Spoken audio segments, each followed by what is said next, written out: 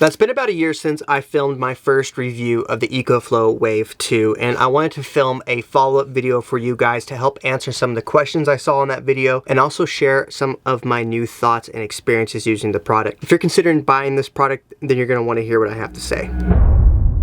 Now, to give you guys a very lawyer-esque style answer, that depends. Depends on a lot of different things. Like I mentioned in the original video, it depends on the insulation of your vehicle, depends on the climate you're in, depends on what you think is actually going to be a comfortable temperature. For me, I live in Las Vegas, which is in the desert, and right now it's 100 and hell outside. Actually, in fact, during this testing, it was anywhere between 105 to 108 degrees outside, and we're not even in the heat of summer yet. My van is also black, which does not help, but it is very well insulated. Now, I also do have windows, which do affect that. Some of them are tinted, some of them aren't tinted. I'm working on getting that fixed as well. But regardless, a black vehicle in the summertime in Vegas isn't the best. Now, I'm also in a 144 Sprinter van. Now, depending on if you're in a car camping situation, a tent, a semi-truck, you name it, your space might be different, might be smaller, might be laid out different. So there's a lot of factors you need to consider when looking at an air conditioning unit like this. I'm just going to share with you guys some of my findings, which to help that, we're actually going to use a thermometer this time. Last time I didn't use this and you guys were giving me a bunch of crap about it. So I felt like this was going to help me illustrate my points to you guys about some of my findings.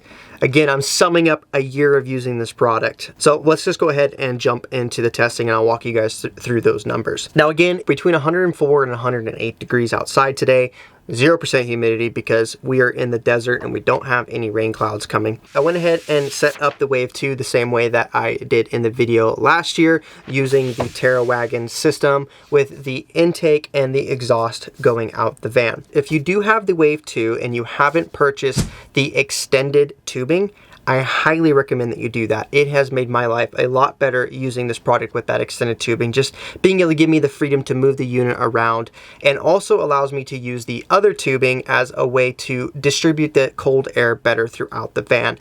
For example, I usually would have it sitting up and it would blow the air more at my face level rather than down by my feet. Hot air typically rises, so by putting that cold air up top, in theory, it was cooling the space better. I don't know if that's true, guys. I'm a photographer and a marketing guy for a living. I don't do air conditioning units, but all the AC units I see push air down. So I thought that that would work, and I did find some pretty good results. But in 105 degree temperature, running for about an hour, the van went from 105 degrees inside to 110 degrees.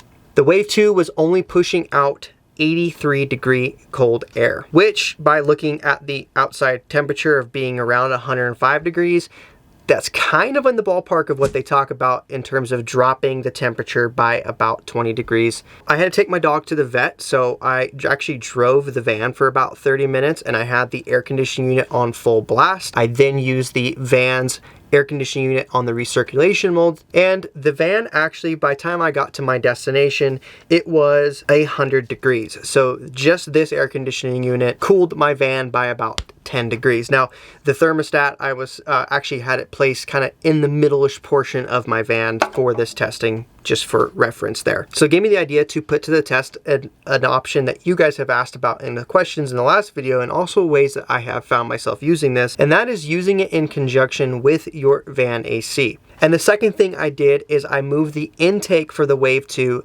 inside of the vehicle rather than intaking all that hot air. So essentially creating a recirculation similar to what the actual van AC was doing. By doing that, the van dropped to 84 degrees and the Wave 2 was pushing 54 degree cold air.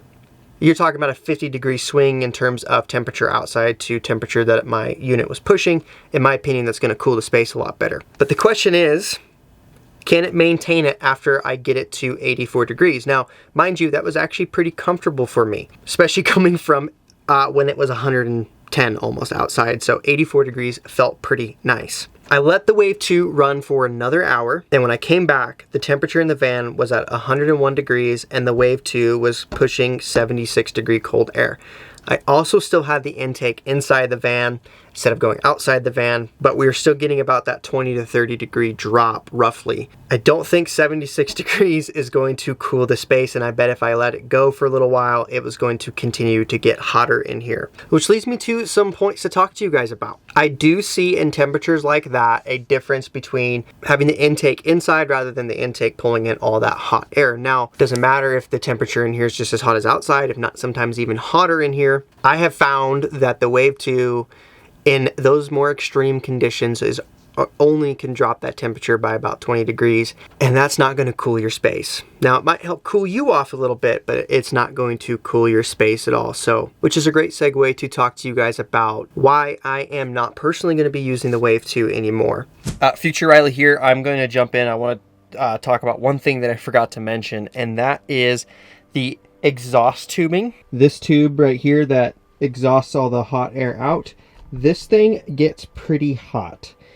I didn't do a measurement of it, but regardless, it gets hot and it's not insulated. So I usually either cover it with a blanket, or I will completely partition this part of my vehicle off and use the other tubings to extend out, just depending on how I would run it. And that helps kind of keep the heat insulated back in that direction rather than having that kind of come. And also that helps too to keep the intake away from that tubing. I find that it has helped. So I wanted to jump in here and address that issue really quick. And even with the extended one that I have, it also still gets pretty hot. So I usually take my van and run away from the heat. If this was anywhere in the mid 90s, I do think that I could make my space a little bit cooler and more comfortable, which is how my testing was last year. So if I'm in that type of temperature, then yeah, the Wave 2 could probably work for me. However, I don't get to run from the heat as much as I would want to anymore. This van is the only vehicle I have, so I'm in it a lot more often. I run my production company out of this van, and I still live in Las Vegas, so I have to deal with that summer heat. But the main thing for me, even though I have a higher heat tolerance, I have a passenger now that doesn't have the same heat tolerance. Traveling with a dog has definitely changed my mindset. I need to be able to keep it cool enough for them to be safe. They can definitely get heat stroke a lot faster than I would. And so I want to make sure I can have a comfortable and safe environment for them when they're on the road with me. Now let's talk about another thing that you guys brought up. The fact that the Wave 2 is also a heater. I did put the heating function to the test, and yes, it could heat my van. However, it was so impractical for me to grab this thing because first off, I'd have to lug it around and set it up, and it's also a power hog when you compare it to the heating source I typically use, and that is my diesel heater. That diesel heater is also way more powerful in terms of BTU output than the Wave 2, and I don't have to worry about a condensation issue that the Wave 2 has. There were two situations that I actually kind of flooded my space because I didn't see the condensation warning that it needed to drain. Once was running it on the AC mode, and the other time was running it on the heater mode. So again, there's a lot of cumbersome things with it in terms of using as a heater when I have the solution I have in my van. I did also test it out in a tent, and frankly, it didn't really do much. I've used Mr. Buddies before to heat up a tent. Now those aren't safe to really sleep with, so we did try sleeping with the Wave 2 one time, and it got really freaking cold. We just ended up bundling up in our sleeping bags and grabbing a quilt and did it the old-fashioned way. So again, lugging this around in the wintertime, I probably really wouldn't do it. I would actually probably find myself using a portable diesel heater system rather than the Wave 2. But I am going to contradict myself here a little bit. Just because I'm not personally using it, I'm trying to walk you guys through some of my use cases and how it performs in more extreme environments. But I tend to put myself in more extreme environments. I live in Nevada. Now, Las Vegas gets hot in the summertime, but northern Nevada, where I spend a lot of time in the wintertime doing wildlife photography, gets really freaking cold. I need my vehicle, my shelter, my workspace to be able to handle those extreme temperatures. If I was seeing myself, living on the beach or in more mild weather temperatures in the summertime, I could see the Wave 2 still being a very viable solution, especially if you don't have a ton of solar panels on your roof. Being able to use the battery, which again is something that is annoying to me, that the only way I can charge it is either off of a cigarette lighter, which takes forever, or off of the wall outlet, and I can never charge it separate that really annoys me. And the last thing is I never really got to test out the solar panels because I never bought them. I do know that you can probably keep it running and charged up off of that solar panel. You could also probably keep it maybe charged up off of running off the cigarette lighter. When I use it, I never even really used the battery. I just used my house batteries in my van because I have a big battery bank, and I just treated it like an in-house air conditioning unit. Now, if you're somebody who is in an overlanding situation, or maybe you're in a semi-truck or some of those other situations we talked about, yeah, definitely I could see myself still using this. And in fact, if I had a truck camper or an overlanding setup other than the van, I would probably keep the Wave 2 as a viable option, especially because the EcoFlow system is so stinking good now. They have a ton of different solar generator packs and battery banks. They also now have an 800 watt alternator charger. They have their own refrigerator. So if you're buying into an ecosystem, yeah, definitely I could see myself wanting to stick and use this product, but I would be getting away from the heat like I mentioned before. The last thing that I am going to talk about in terms of using the Wave 2 is actually I find myself using this product in different ways. Even though I'm not using it in my van, I tend to actually use it in my shop a lot. I also find myself using it in my home office. My home is an older home, and some spots get kind of hot and stuffy, and in my office in particular that happens, especially with all the running equipment I have between my NAS system, my computer system, all my gear that I have running, if I have lights on when I'm filming, you name it. Having the Wave 2 in there has actually helped me quite a bit. I don't have to worry about any more power draw going on other than when I charge it, and I can just run it off the battery in there, and it keeps me pretty cool. So that's where I go back to saying it depends. It depends on your scenario, it depends on the situation you're in. For me, I need a different AC solution, and I'm working on one.